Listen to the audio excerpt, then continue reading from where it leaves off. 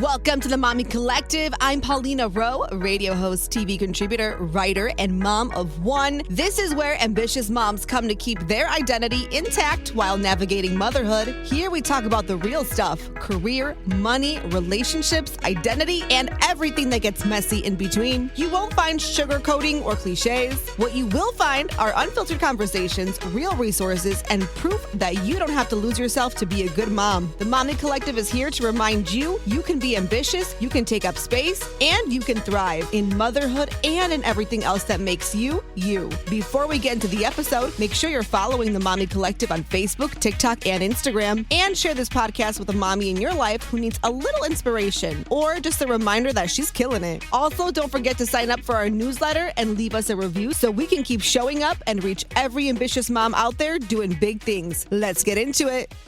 Mommy Collective, we are back, another episode. Paulina is here, and I am talking to Queen, who you've been on my vision board to interview and to have you on the pod and just to connect with you. So I'm so grateful that you're here because you truly are you're that girl, and I love that you're here. Nely Galán is here. How are you? I am great. I'm in Miami right now. I've been living bi-coastally between LA and Miami. My parents got a little bit viejito and old, and I wanted to come here and help them. And I was lucky that I had bought, that in my book I say don't buy shoes, buy buildings. Yes. And I had bought real estate in Miami and real estate in California. So I came and took over an apartment that I had rented to somebody else. Oh, wow. To help my parents. And I have fallen madly in love with Miami. If I had known, I might have moved here sooner. Yeah. Oh, absolutely. So when you still, somewhat in LA. I mean, I've spent so many years in LA that I'm kind of an LA girl, but now I'm also a Miami girl. And as a Cuban American, I really had never lived in Miami. And I have to say there's a lot to love here. 100%. Oh, I love Miami. We're trying to go. I go once a year. That's my little pilgrimage to Miami. But I'm kind of dorky, and I do like the South Beach experience. And I know there's so much more, but I enjoy it. I think the best thing about Miami is not even that.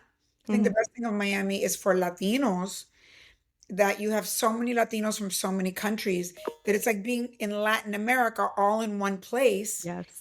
And bilingually. It's like a very unique experience. What happened? I just heard the weirdest sound. Oh, I thought somebody sneezed. No, it was like something broke or that was Like a weird. shatter?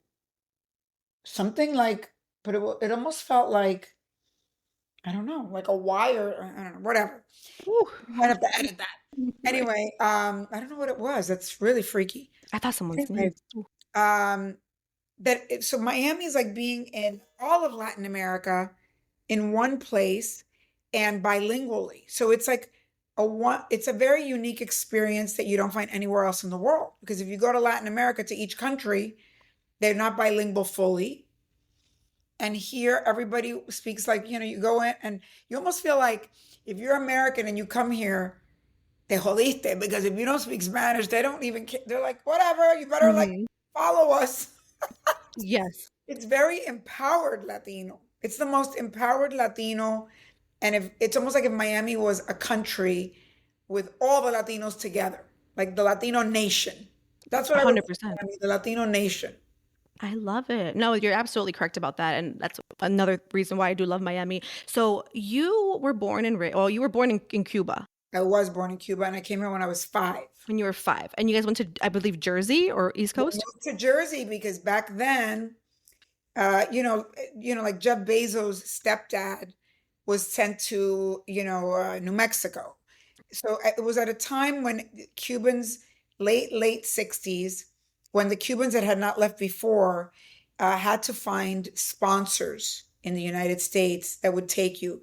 And a couple of churches, the Presbyterian Church and the Catholic Church, gave, every church took one family that they sponsored, and you'd live with an American family for a year. Oh, and wow. They would have to help you get a job and all that kind of stuff. Very unique story and very unique experience. And I had that experience. We went to live with this family. So it's almost like, those kids that go live abroad and live with a family. Yep.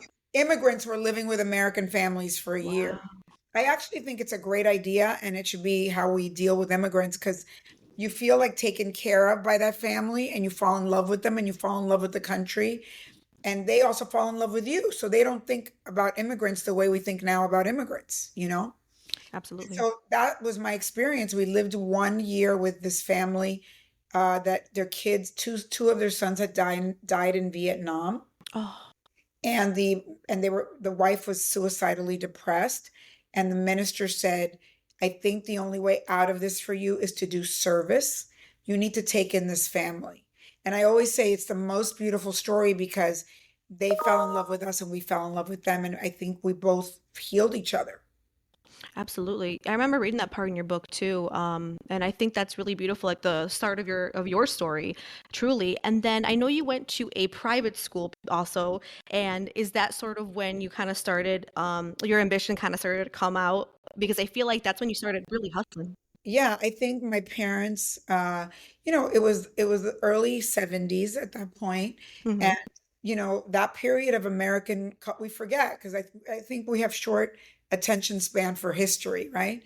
But that was a difficult time in the history of the United States. Late 60s, early 70s, very bad economy, a lot of civil unrest, a lot of issues. Yeah.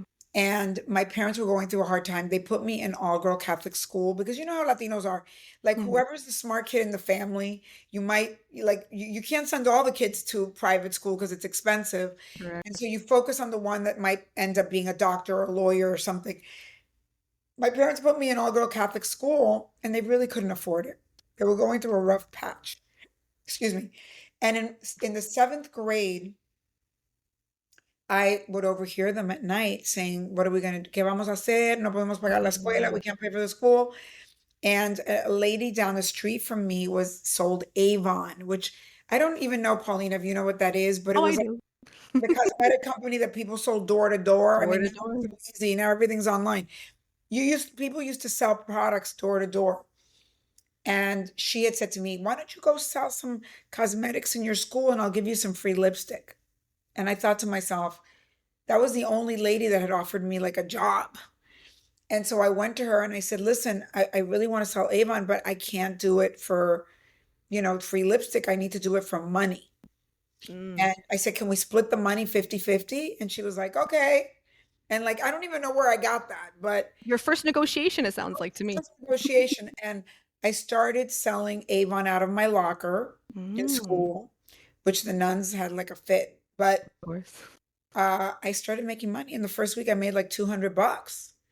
And by the end of the month, I was paying down my tuition. And then I had to ask the nuns to send me a letter home saying that I had gotten a scholarship because I didn't want to embarrass my dad, that he would Mm. feel like he couldn't pay for the school or that I knew he couldn't pay for the school.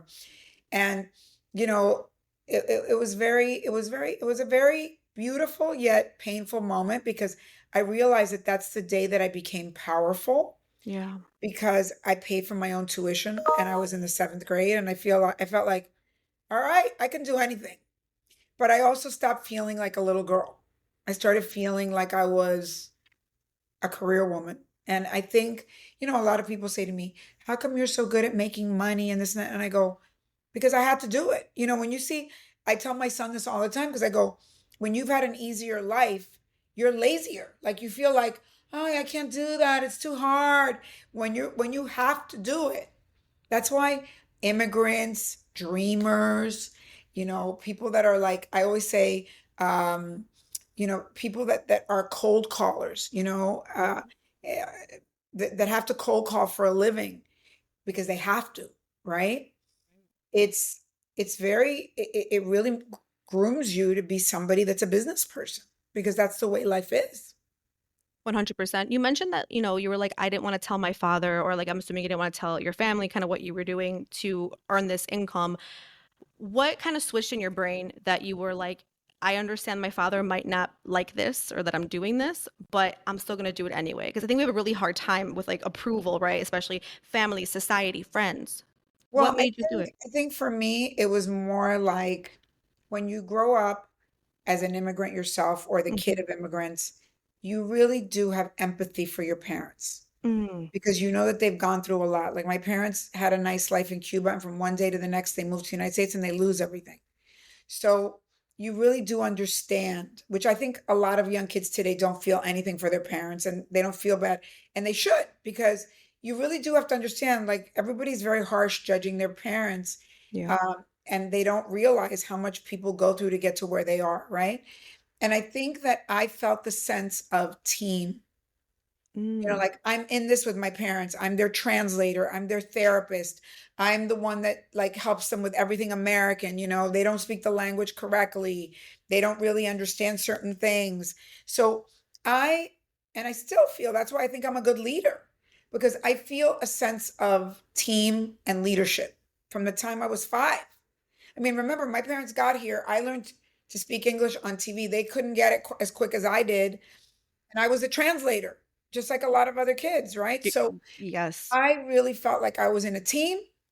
And it's like sometimes you have to do like a little white lie so the team doesn't feel bad. I So it absolutely wasn't agree. so much that I needed their approval or disapproval, it's that I didn't want to hurt them. Mm. It was more from an empathetic place, that I didn't want my dad to feel like, how can my 12-year-old daughter figure out how to make money more than me?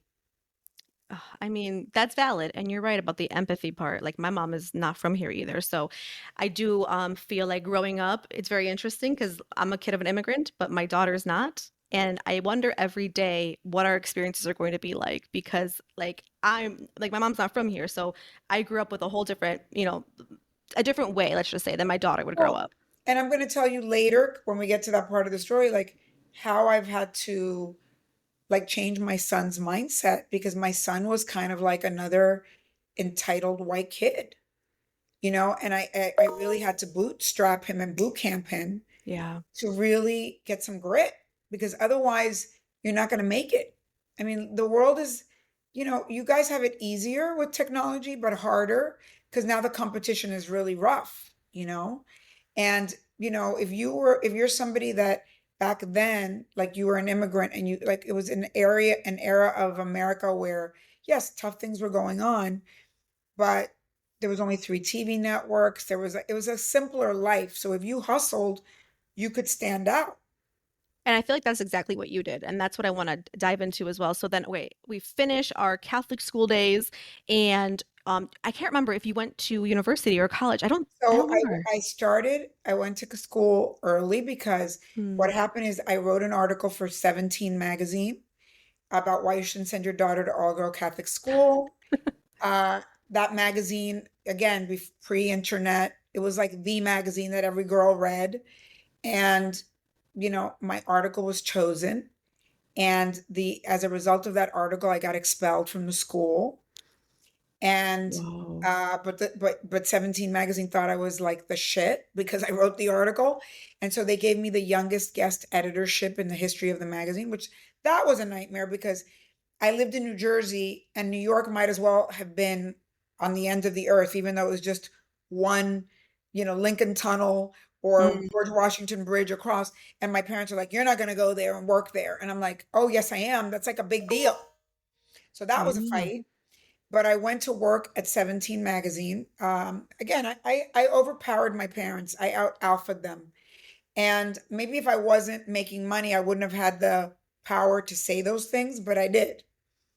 And I went to 17 magazine. And because of the 17 magazine experience, I got into early admissions at Columbia, at Barnard, actually, the female college, on a complete scholarship. Wow. But the first semester I was there, because of my writing on 17 magazine, I was offered a job as a teen reporter on the teenage version of the TV show 60 Minutes in Austin, Texas.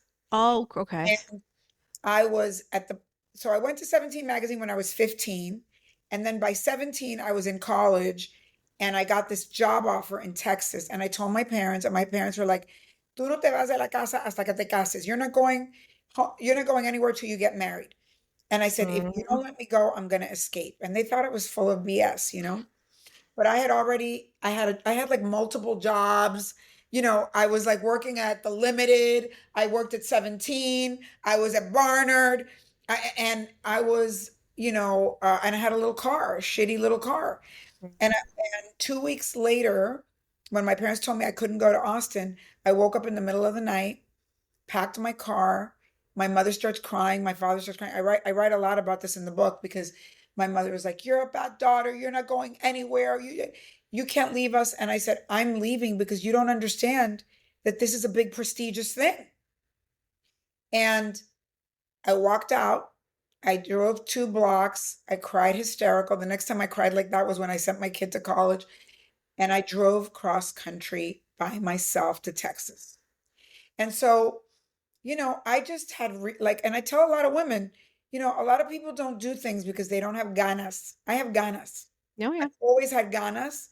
And for those of you who don't know what that means, it means you have to have like fire in the belly, desire to have a better life. And, like I think now, oh my God, if my son had told me he was driving cross country by himself, I think I would have a breakdown. But, I could handle it. Yeah. I really could. And I did. And I did it. And my mother, in my book, I say that my mother, for years, she'd be like, "I will never forgive you for doing that." And then when she read my book, she said, what would have become of us if you had not left that day? Because I've supported my family the rest of my life. Yeah. You So, absolutely have. sometimes you do, unfortunately, sometimes you do know better than your parents. You and I have a very similar story with that, and the whole leaving thing. So after college, I went to college here at UIC in Chicago, but then after I was like, I'm going to LA, and I mentioned to you that I, used to work out there. I didn't have a job, I didn't know what I was doing, but I was like, I want to do something with radio, maybe TV, right? Because I'm a radio girl. I do morning radio in Chicago for iHeart, and I was like, I'm gonna go. And when I left, my mom threw a hairspray bottle at me, and then I left. So I'm like, I can picture you exactly what like the moment you left, the crying, the driving cross country. It's risky. It's a huge risk because at the end of the day, like those are your parents, that's your family. Yeah. And you really have to, and I didn't want to do that to my kid. So when he went to college, I told him, go to college outside of the state. Don't stay here. Even though I get, I really understood my mother's pain because it Yeah. really hurt me when my son left. But, I get it because my mom lost her therapist, her best friend, the one that translated for her. Like the first week that I left, she had a car accident. Oh, And it was almost like to get me to come back. right. Of course. And then it's interesting because now that she's old and she's here in Miami, and when I leave, she always has a problem. She has to go to the hospital, something when I leave because she wants me to come back. And I think that is, we have a lot of trauma from our parents and their trauma. Yes. I think people talk a lot about Jews and the Holocaust. I mean, not that I'm comparing it to that, but and that, the kids of those people have really suffered a lot.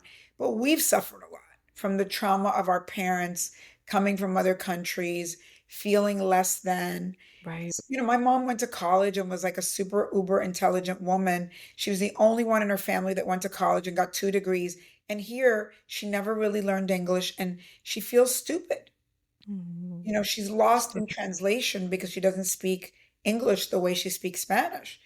And so it's a lot of pain and a lot of trauma that then passes on to me. But I guess I always knew if my parents brought me here and they would always tell me this is the best country in the world, and we left a country where didn't have freedom of speech and where there was a communist regime.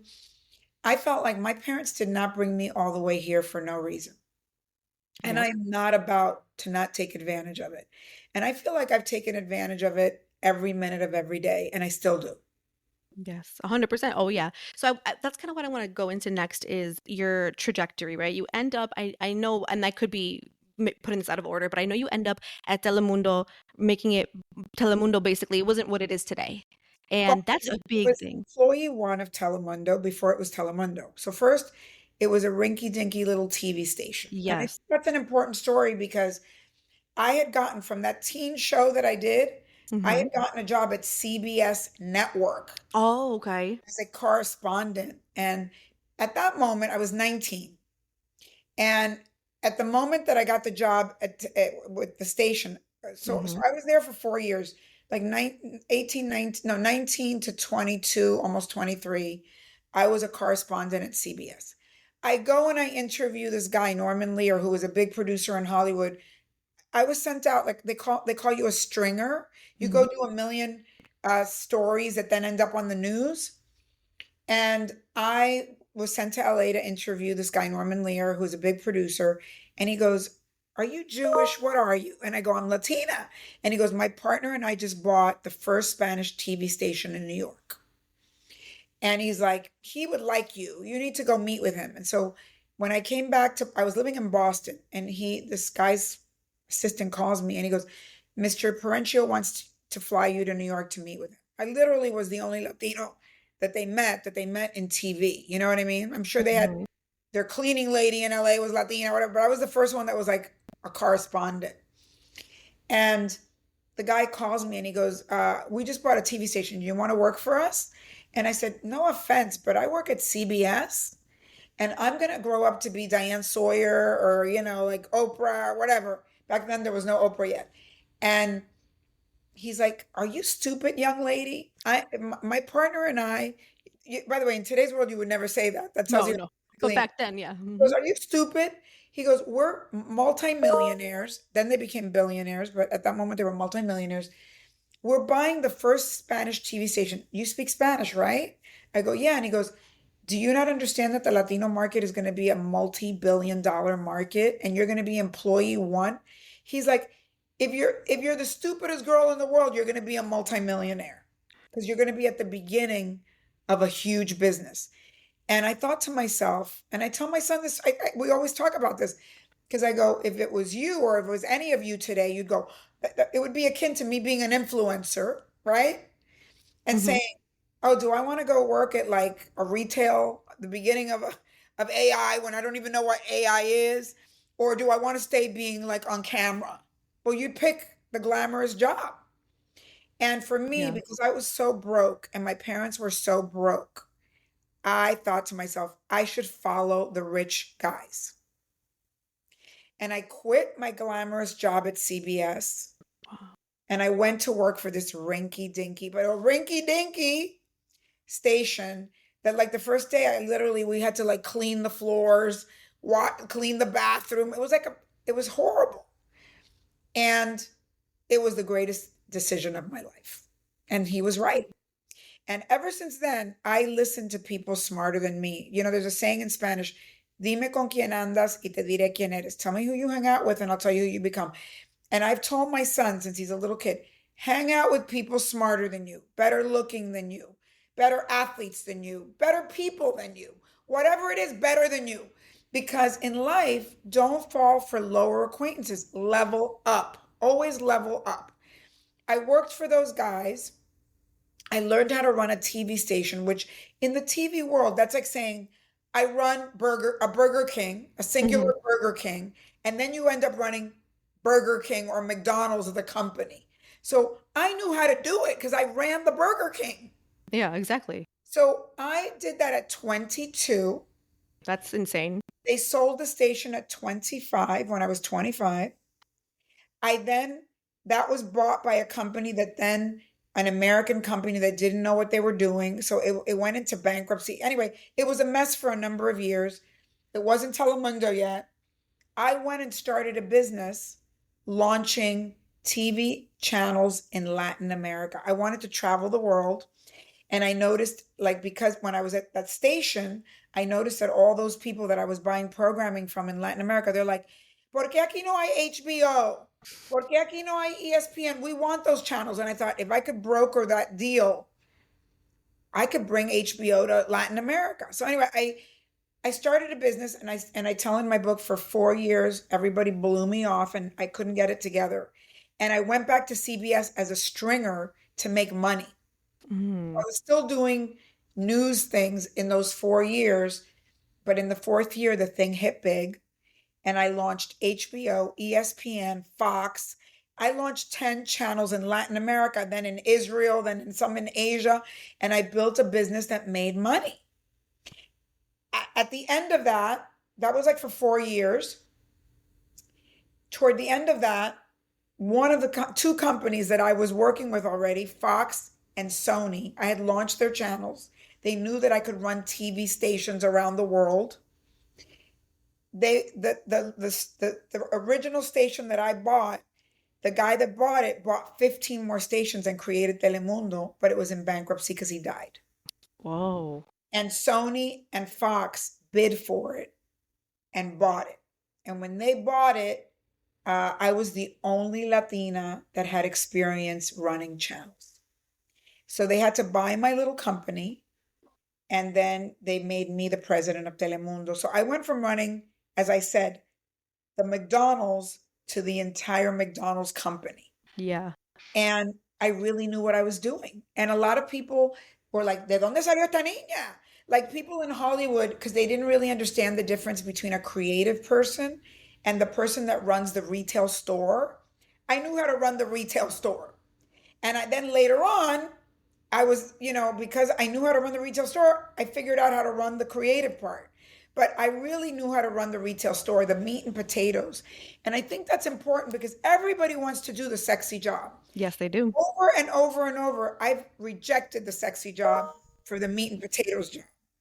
And that has served me very well. And I get to do the creative later anyway, because people know that I'm so fiscally responsible that they give me the fun stuff to do anyway.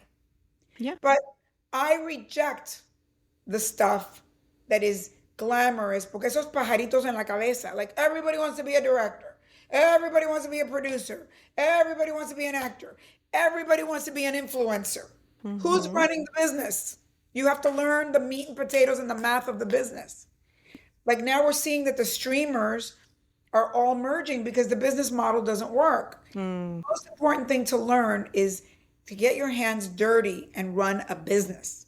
So I've had a beautiful career because I went to run Telemundo. I ran it for 4 years. I guess I have these 4-year increments, and we sold it to NBC. And then NBC was like, oh God, who's going to produce the programming? And they gave me the deal. So I've now produced like 750 shows. And then I think the best part of my story is that I left everything and I went back to school and I got a doctorate. Now, when did that happen? Well, everything happens, there's always like multiple things that collide. Correct. First of all, a few things happened. First of all, I had produced a zillion shows and it was really a lot of work. And I'm lucky because I had sold 2 businesses already and I had made money. Mm-hmm. By then I had a son. That was a very traumatic thing too, because I got married, I had a kid, that relationship didn't work out. So like, I just want women to know, it's not like everything is happy and whatever, like life, when you're working as hard as I've worked, a lot of things fall through the cracks. My personal life fell through the cracks. I wasn't paying attention about a few things. And I ended up in a relationship that wasn't right. And I became a single mom.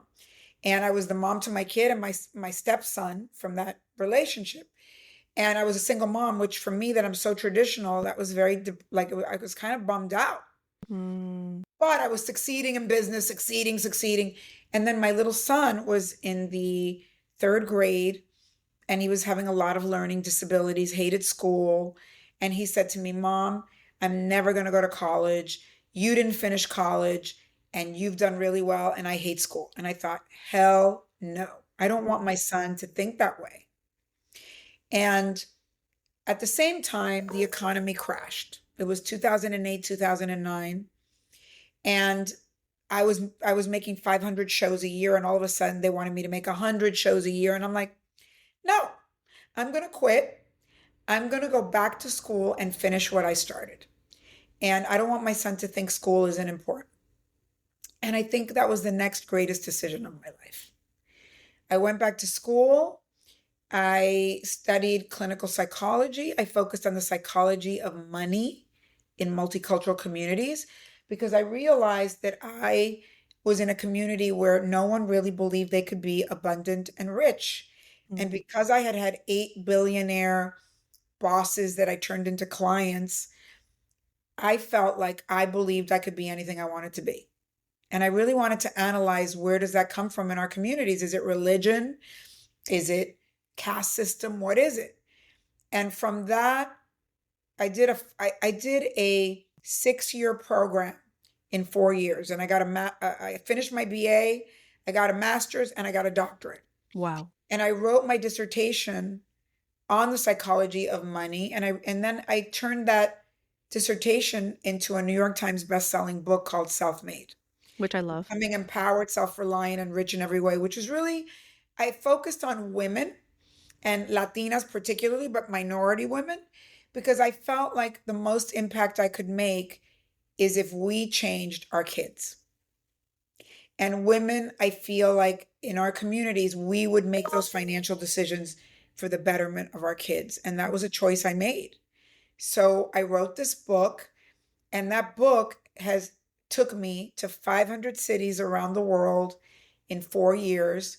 The book's come out in Spanish, English, and Mandarin. I've done 2 tours in China, and I've taught thousands and thousands of women how to start businesses. And honestly, that's been the happiest period of my life, because I feel like that was my true mission, Yeah. was to help women in entrepreneurship. And you've done it all. I mean, you just said you were in front of the camera, then you were, building companies. Telemundo, you were actually putting shows on in Latin America. I mean, there was a lot to you, and I believe there's real estate too, sprinkled in there too. Top of that, yeah. So I'll tell you how the real estate thing happened. Rupert Murdoch was my boss, and I launched all his channels around the world, and I used to hang out with him. It was like, I mean, where Jerry Parencho was right when he told me, "Are you stupid?" Because I was like the only person doing the Latino market, so I got to meet all these very big people, because it's almost, back then it was like AI is now. It was like a new business. Mm-hmm. And he said to me, I was always in the car with him, and he was always making like real estate deals. And one day I said to him, "I feel like you care more about real estate than you do about Fox Network." And he goes, "Young lady, when you make money, don't buy don't buy things that are like stupid.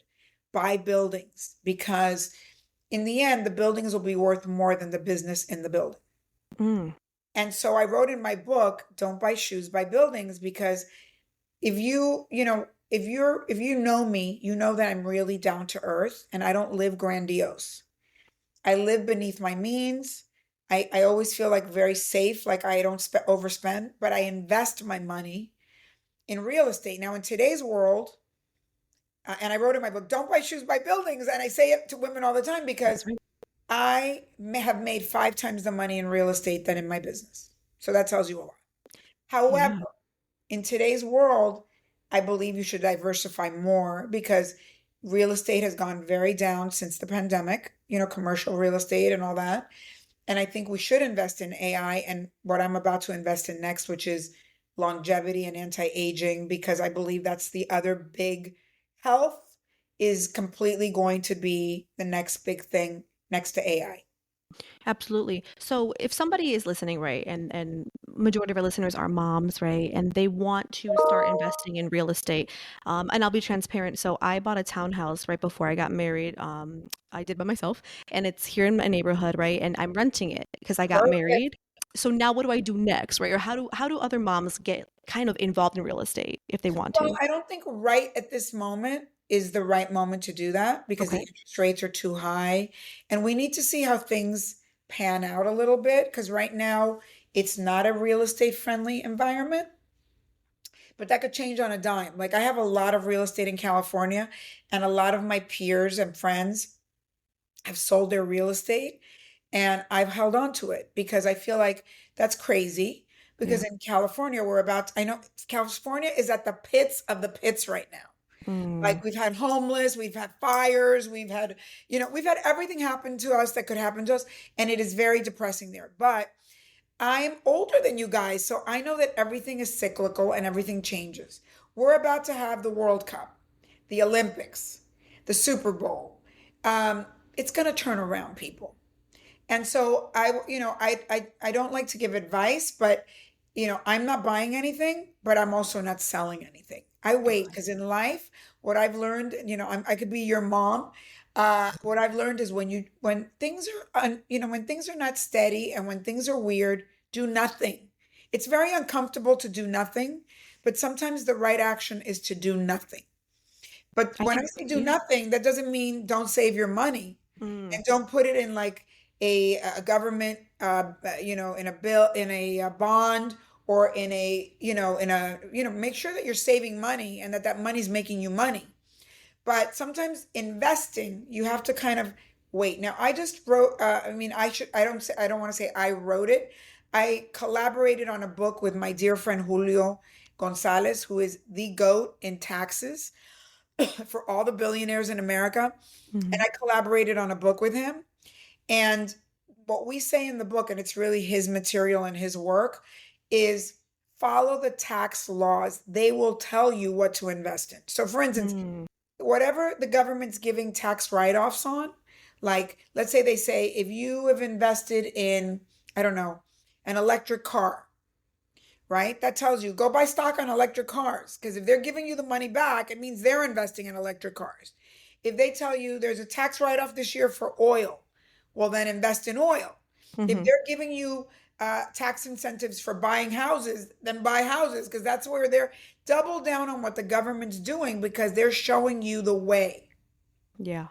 And I didn't know that. Like I had to wait to meet a tax goat. And really, the tax system really tells you what you're supposed to do. And you said you collaborated with Julio Julio Gonzalez? Gonzalez, he's the guy that is the tax expert, Okay. but I'm almost like his influencer because I wanted to have the book written in a way that people like me and business owners could understand it. Is it out yet or? It's in like it's kind of like we've launched it in different groups of people, Okay. but if you guys follow me on Instagram, I'm going to be soon doing different things where I give you a copy for free and all kinds of stuff. So Perfect. just check it out on because it's about to launch, Okay. Just wanted to make sure so we can and get our it's copies called as well. why billionaires love taxes.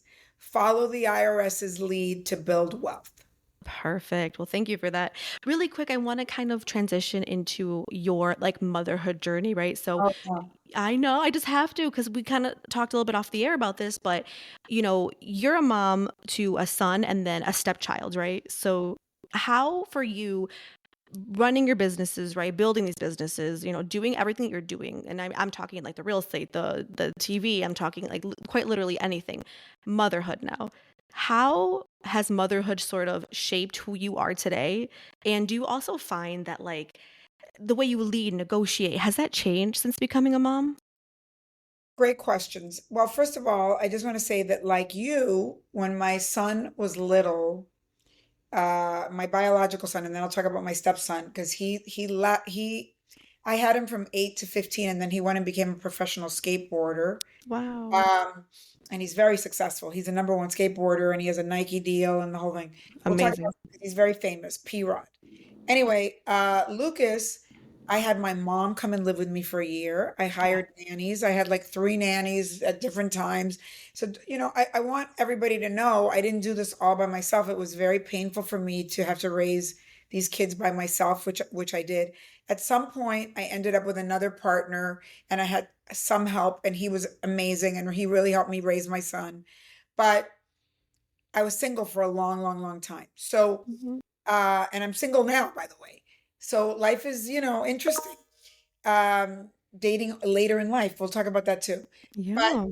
what I will tell you is what happened with my son. My son had, and I'm very happy because he tells me I had a perfect childhood, which I didn't have a perfect childhood. So it makes me happy because he feels that way, and I think that's great. Uh, when he went, and I wanted him to go to college, and remember he told me he never was going to go to college. Well, he went to Right. college and he did very well. Yes. When he graduated from the University of Miami, he calls me and he goes, Mom, I'm not going back to LA. I'm staying here. I love it here. And I said, Hell no. Mm. You owe me 2 years of your life. I have bought all these buildings. I don't care what you want to do with your life. And if later you want to do a different career, that's fine. But for 2 years, I'm boot camping you, and you're going to learn everything about real estate. You're going to get your license in Florida and your license in California. You're going to manage these buildings. You're going to do everything because if I drop dead tomorrow, you're going to lose all the money in a year. You're going to go back and Mm. I'm sorry, but that's what you have to do. That's real. He was mad. And he went back home, and I moved to Miami because my parents were sick. And I went to Spain on vacation, and he called me and he goes, Mom, one of your buildings, the pipe broke and it's flooded. And I said, figure it out. I'm dead. Bye. And I hung up on him. Oh my God. And he did figure it out. Of course. And you know what happened the last couple years that he did this? He called me and he goes, Mom, I really never knew everything you did. I really thought you sprinkled fairy dust and the money was coming. Right. I now am running these buildings, and I don't know how in God's name you ran a network and bought these buildings and ran these buildings and did all these things. He's like, Mom, you're a genius. And like I feel for the first time in my life seen by my son. And I just did a Mm. big event in San Diego called Proximo with Latino parents and their kids talking about multi-generational wealth. And the big theme was this, like, do not let your kids become like white, entitled, rich kids, because we have, like, just like my parents, I felt like that empathy for my parents because I saw them suffer. I've never shown my kid everything I've gone through Mhm. to get to where I am. It's not been easy. It sounds easy, but it wasn't easy. Oh, And yes, I am gifted at doing it because I've been doing it since I'm a kid. But that doesn't mean it's been easy for me. And correct. along the way, in my particular case, my personal life has been my challenge. It's very hard for me to find a guy that can deal with a woman like me that's made money, that's done all this stuff. It's not been easy. It's actually been easier now that I'm a little bit older and that I'm in Miami actually, because I think, I'm now like, I'm not in the middle of that era where I was working like a dog and all that stuff. And now I've reconnected with people that knew me many, many, many years ago. And I'm kind of dating people from my past. I love that. I kind of love that for you. Do you feel like you want to find like love? Like you want that, or you're Really, more like I do. And I'm actually in the middle of a very loving relationship. And I Yes. it was someone that I knew 30 years ago, who wasn't my boyfriend, who was my friend 30 years ago, but he's a Wow. lovely, lovely, lovely person. And, I think sometimes when you meet people that you knew 30 years ago and knew you when, it's almost like time, like no time has passed, And it's very nice because like it's different than going out with somebody new that you're like, oh, I have to vet this guy. Is he a creep? Exactly. These are people you've known your whole life and you know their story and their trajectory. So Absolutely. it's kind of a nice period of my life because I'm on the other side. Like you spend so much of your life thinking, am I going to make it? Is it going to work out? And I want to tell you all, it works out, kids. Just hang in there, make good decisions and it'll work Mm, out. When you get to the other side of it where you've already made it, you've already made money, you've already raised a kid, the kid is okay. You know, life does become happier. It does. I know. I love that for you. I'm so happy for you. I mean, you're always inspiring, but I love this era that you're in. And we kind of talked about this too, but I would love to dive into it. So you also had a podcast, which I've listened to and I love. But then I asked, I was like, well, why did you stop? And you're like, well, I've got stuff coming up. So was it hard to stop though? Because I feel like you were so good at it and it was a Thank passion you. of yours. Definitely want to go back to it at some point. Here's what happened. The year that I did all those podcasts, which was like a year and a half ago, is when I was in the like intensely taking care of my parents. I literally took Mm, 2 years off Latino parents do not like to go to assisted living. They don't believe in any of that. no. They think the kid is supposed to take care of them. And it was just too much. So I had to kind of build my own assisted living and then bring all my relatives to live there. I mean, it was a lot. It was a big Yeah. lift. And I needed to do something for me to take my mind off of the thing with my parents. And I started this incredible podcast. And I wanted it to be all about, if you notice on the podcast, I interview all my heroes like Robert Kiyosaki and Susie Orman and all these people that I've met in my, I'm obsessed with financial literacy. And, uh, I've been now in that world a lot with my book. And so I interviewed all of them, but I also interviewed Latinos, African Americans, Asians that are all in finance that we don't know about them. Because Hmm. I wanted us to see that there's a lot of people that look like us that are goats in finance and in now in taxes. I try to find people that look like us, that are hidden figures, that are really goats about money. Because I think then people, if they see people, they can be that, right? Mhm. And so that was, my podcast journey. But something happened that told me that I had a bigger mission. And my parents got settled in. And, I did a TV show 20 years ago called The Swan. Look, I'm wearing it right now, The Swan. Yes. And that show was a show that I had developed for Telemundo, and I ended up selling it to Fox. And it was a makeover show. And it was basically taking women that had bad things happen to them. One of them was burned in a fire. The other one, the husband left her with 4 kids, and, Mm. all these things. And it was like Queen for a day. We would say, okay, we're going to help you inside out. We're going to give you therapy, whatever. And if you want a little plastic surgery, we'll give you that too. And the show was very controversial back then, but it was a huge hit on Fox, and it aired in 60 countries around the world. And right around the time that I was doing the podcast, and I was doing the last ones that I did, it was the beginning of the 20th anniversary of that show. Wow. And a lady that hated the show 20 years ago wrote an article for the LA Times, and she said, if Barbie, which was the most politically incorrect brand, now is like the beacon of women empowerment, shouldn't the Swan come back when the world now has the Kardashians, Kris Jenner having surgery? It's now all these things. Korea is the center of the world in beauty, and so is Colombia and Brazil. Women are, now, women are now all about agency and empowering themselves inside and out. We're in the cusp of the beginning of the age of longevity. And so older women are having to look good to live 20 or 30 years more to work. And so I was bombarded by offers to bring the show back. Wow. And so what I've been working on is not only bringing the show back, but creating a brand around the Swan. That's actually And it interesting is the because you're right, it's biggest different. ever taken on. Yeah. And it's been very hard because it's not just a show, which I know how to do in my sleep. It's creating a brand, like when you see The Honest Company, right? So I'm Mhm. trying to build a brand, and it's a whole new skill set for me. I'm also working on a kids show with Damon John, who's one of my dear friends, who's on Shark Tank.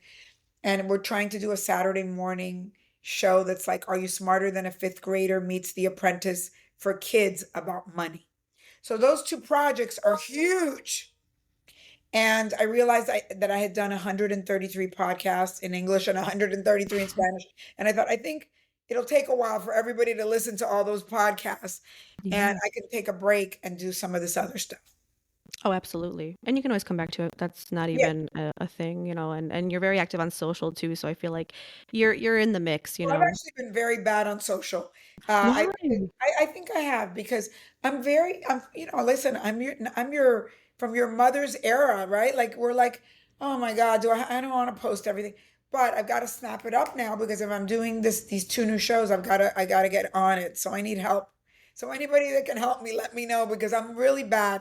I really don't like to talk about myself in social media. I'm from another generation.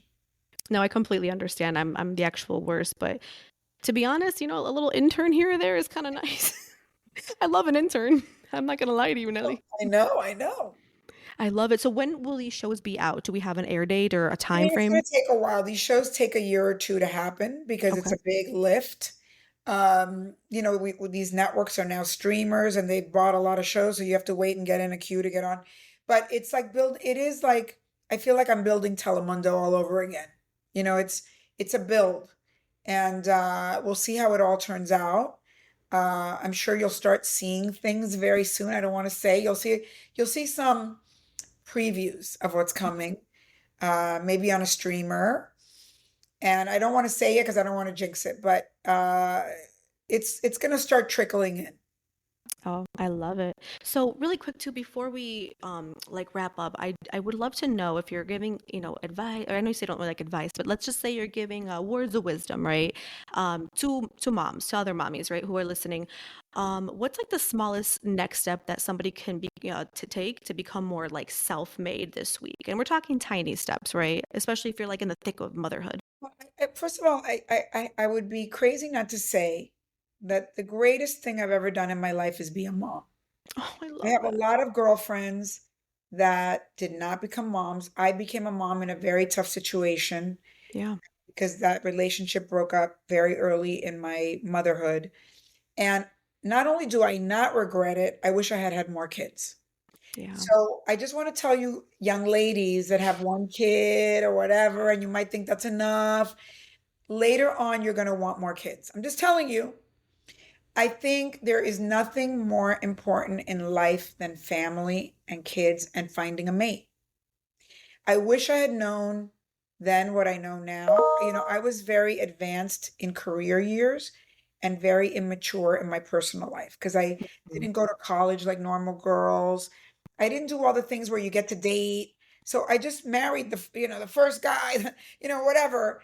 And I didn't really like vet correctly the way I vetted in business. But I wish that I had focused on my personal life more.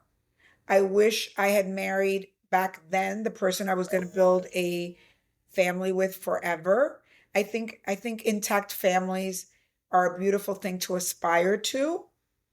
And so you should never feel like if you're a mom, oh my God, I'm not doing enough. Just enjoy being a mom. There's plenty of time. You're going to have so much time later that the kid's growing up that you have plenty of time to do stuff. And don't worry because it's never too late.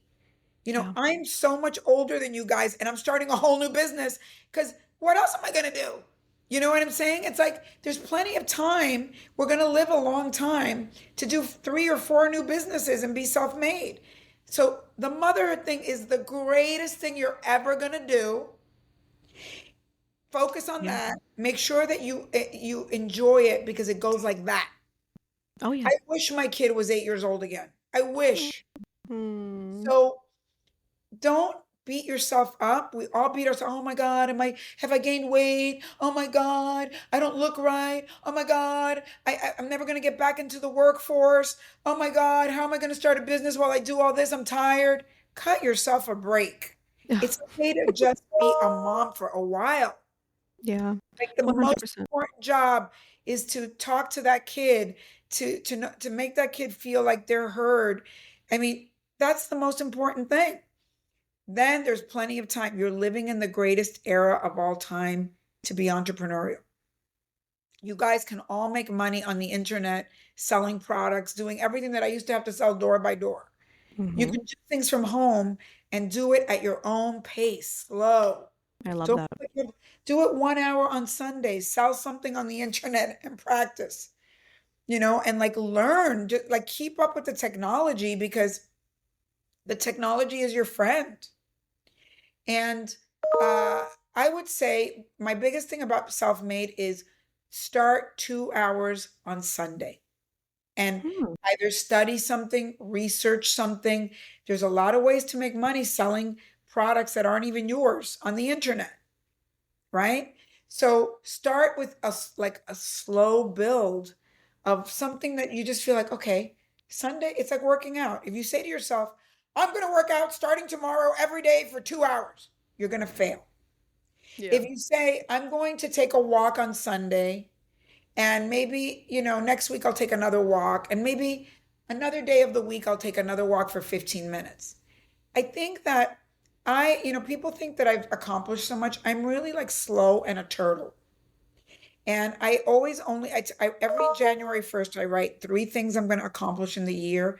And one of them is big and 2 of them are like laser hair removal, like something little. And every Sunday, I write, what are the 3 things I'm going to do this week to accomplish my 3 things of the year? Mm. Then the next night, Monday night, I go, what can I do Tuesday? So like 3 things a year, 3 things a month, 3 things a week, 3 things a day, you actually accomplish a lot. I absolutely love that. And this is coming from the queen herself who, I mean, I will say you have accomplished so much. And I think I love that you said I'm being a gonna tell you right now that before I die, I will be a billionaire period. because I feel You like will. I can. Why not? And you Yeah. know what? I don't even need them. I'm not even that money hungry. I don't live bougie, but I want to be a philanthropist that gives back to Latinos because nobody gives back to Latinos. I do agree with that part. That is one of my missions, and I can tell it's 100% yours. But I feel like you have already, and you're going to continue to do that, But I'm even going to working with continue to do families, it right? You in a mentioned that. bigger way. I really am inspired to do that. And I feel like now I'm rested and I'm Mm, like I'm older and wiser and I'm going to make great decisions, both in my personal life and in my business life, finally. You know, like it yeah. used to be that your mom would say, si yo tuviera la edad tuya y la experiencia mía. Like if I had your age and my experience, but by the time they were 50, they felt like they were old. Yeah. Hmm. I feel young as hell.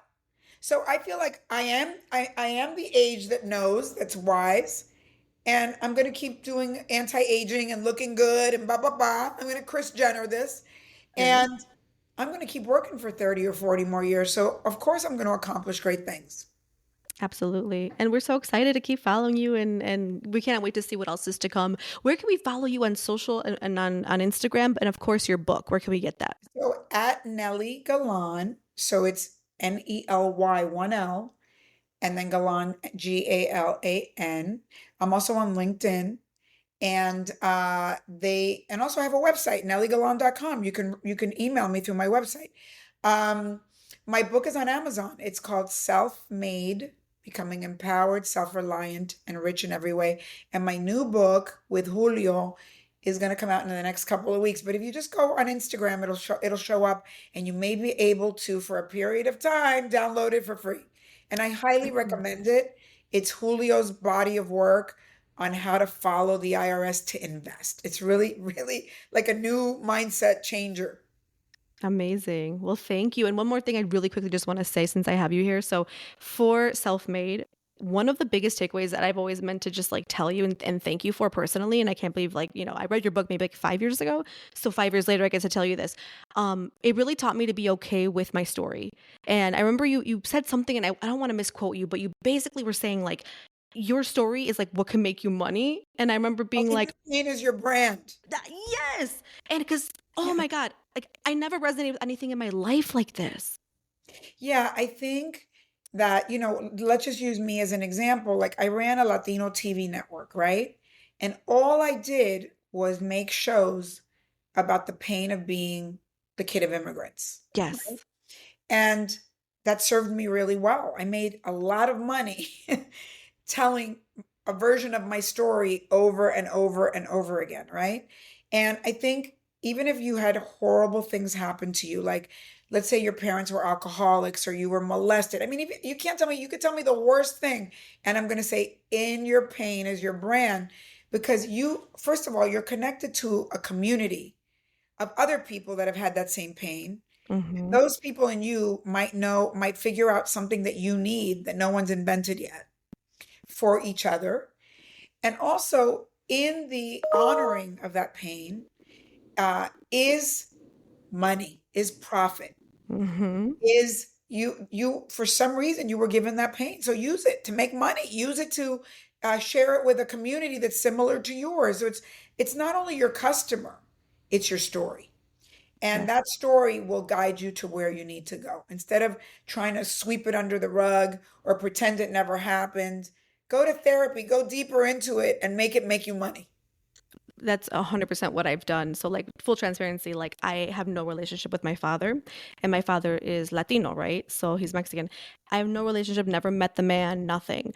Is that painful? Absolutely. Have I turned that into my story, my profit? Have I quite literally written articles about it for Business Insider and, et cetera, et cetera? Yes, I have. And I also, because you're right, we live in this world where we have like social media, we get to share stories, right, a lot quicker, and we're able to talk to other people. People have thanked me for sharing my story. Of course, of And course. I'm like, this is crazy. You find your tribe by telling your story, right? And if we're talking about it in business, you're finding your customer. And that is the key to life, right? So, yeah, that's my favorite chapter in my book. In your pain is your brand.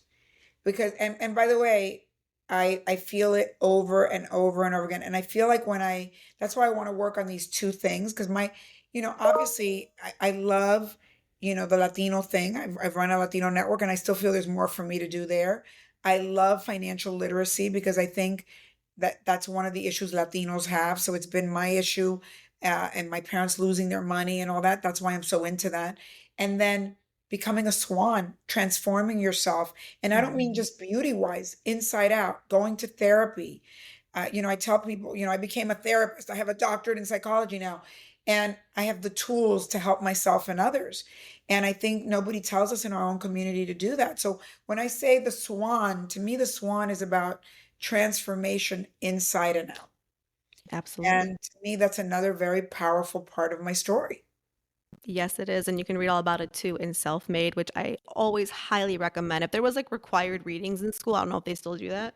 I would put that on there. I swear to Me God, like too. I read your book about every year, and I'm an Audible girl now, so I downloaded it because it's just easier to pop So you've in. heard my voice, poor thing. Stop it. I Uh, love it. but you know what? I'll tell you something. Sometimes I get stuck myself, and my son says to me, "Mom, go read your own book, Mom. You forgot." Amazing. And it's very funny because I read my book sometimes because Yeah. sometimes we all are human. We get to. By the way, I also wrote a book called The Swan Curriculum, and Okay. it's a book that it's for those of you that might know the book, the um the Artist's Way, which was a book that taught people how to write. This is a book that I really wrote it from a psychology point of view, from my doctorate in psychology. And it's a workbook to ask yourself questions, to work, to be like almost your own therapist. So I think you Interesting. would love that one too. It's called the Swan Curriculum. Okay. Bring Yeah. that one out again when the show comes out.